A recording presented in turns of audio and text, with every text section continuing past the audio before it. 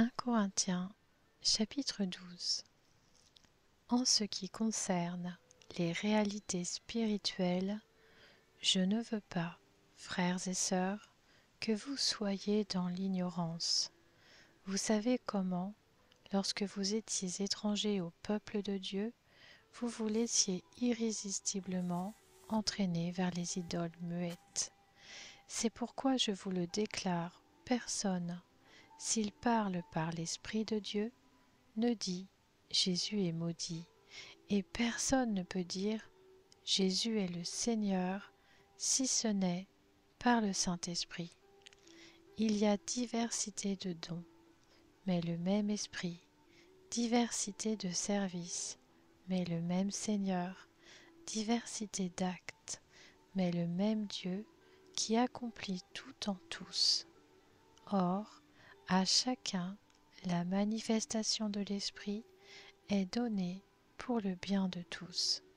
En effet, à l'un est donné par l'Esprit une parole de sagesse, à un autre une parole de connaissance selon le même Esprit, à un autre la foi par le même Esprit, à un autre des dons de guérison par le même Esprit, à un autre la possibilité de faire des miracles, à un autre la prophétie, à un autre le discernement des esprits, à un autre diverses langues, à un autre l'interprétation des langues.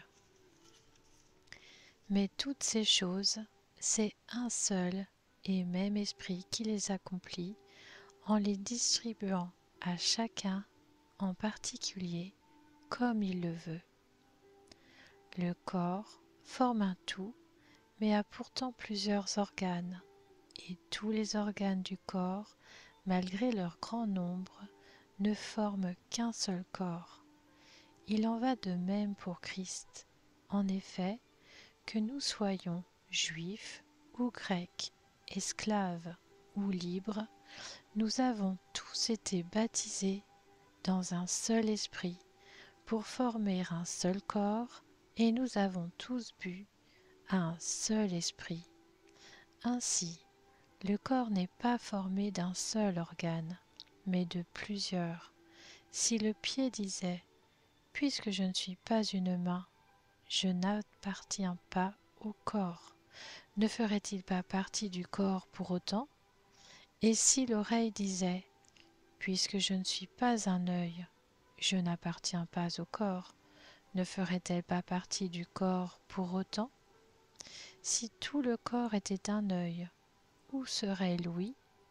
S'il était tout entier l'ouïe, où serait l'odorat?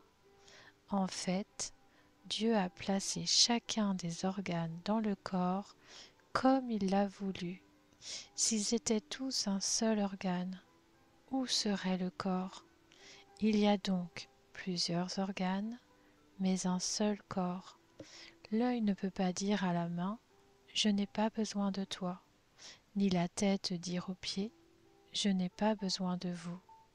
Bien plus, les parties du corps qui paraissent être les plus faibles sont nécessaires, et celles que nous estimons être les moins honorables du corps, nous les entourons d'un plus grand honneur.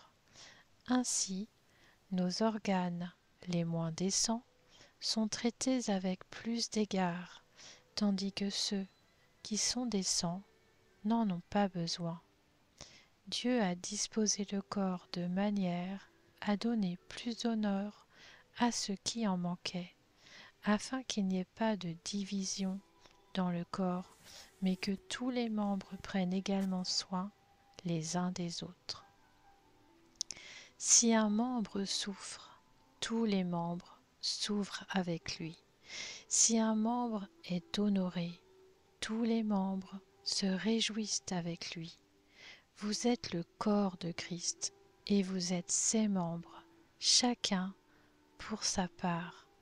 Dieu a établi dans l'Église premièrement des apôtres, deuxièmement des prophètes, troisièmement des enseignants, ensuite viennent les miracles, puis les dons de guérison, les aptitudes à secourir, à diriger, à parler diverses langues. Tous sont-ils apôtres? Tous sont-ils prophètes? Tous sont-ils enseignants? Tous font-ils des miracles? Tous ont-ils des dons de guérison? Tous parlent-ils en langue?